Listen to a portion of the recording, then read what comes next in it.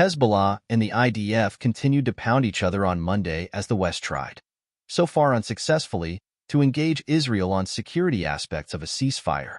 After killing 4 IDF soldiers and wounding over 60 in a drone attack on the Golani Brigade's training base near Binyamina late Sunday night, Hezbollah sent round after round of rockets across Israel, from the northern border to Haifa, to central Israel, and Tel Aviv.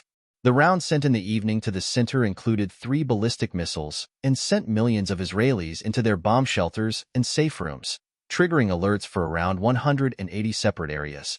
Reports indicated a small number of injuries and hits, including a direct hit on a structure in Carmel. The barrage included dozens of rockets and resulted in scenes of people jumping out of their cars to hit the deck by the roadside of the large highways.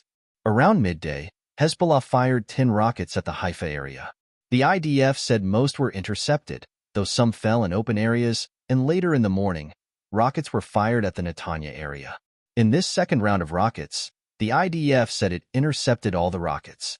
IDF soldiers operating in Gaza following an overnight strike. The third round included the direct hit in Carmel, and a fourth included the ballistic missiles, which sent most of the country's center into temporary lockdown. During that attack, air traffic at Ben Gurion Airport was reportedly temporarily impacted. The IDF revealed on Monday that 221 out of 1,200 drones sent by Hezbollah landed in Israel in some fashion, though a much smaller, undefined number have struck populated areas or killed or wounded Israelis. Of the 1,200 drones, the IDF shot down 80%, though other unofficial estimates that factor in different categories of drones place the success estimate closer to 70%. The IDF said that Israel has been targeted by around 23,000 rockets on different fronts during the current war. Stay updated with the latest news.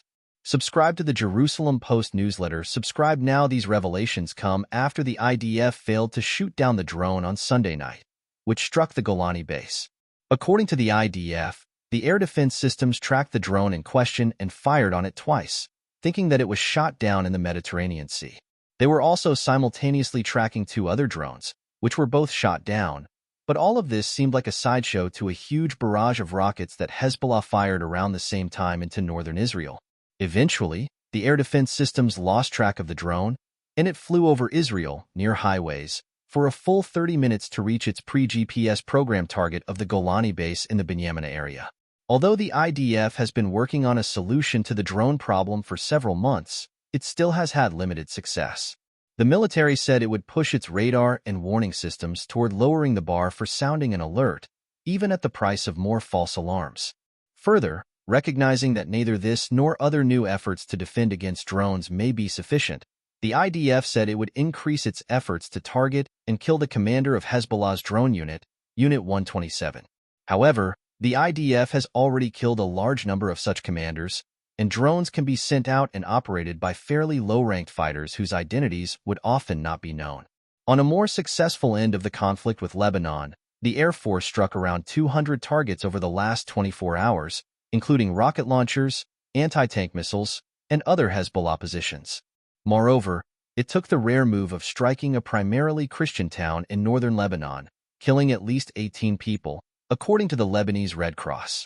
The attack reportedly struck a residence in A2, although the IDF has normally gone to pains to avoid hitting any of Lebanon's non-Shiite populations to keep the pressure exclusively on Hezbollah and maintain more global legitimacy.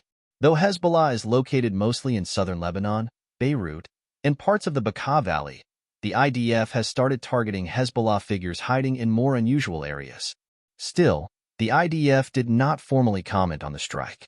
Next, the military announced it had assassinated Mohammed Kamel Naim, Hezbollah's anti-tank missile chief, from its Radwan Special Force in southern Lebanon's Nabatea. Also, the IDF said that it had located and taken over Radwan's underground tunnel headquarters, which stretched for hundreds of meters.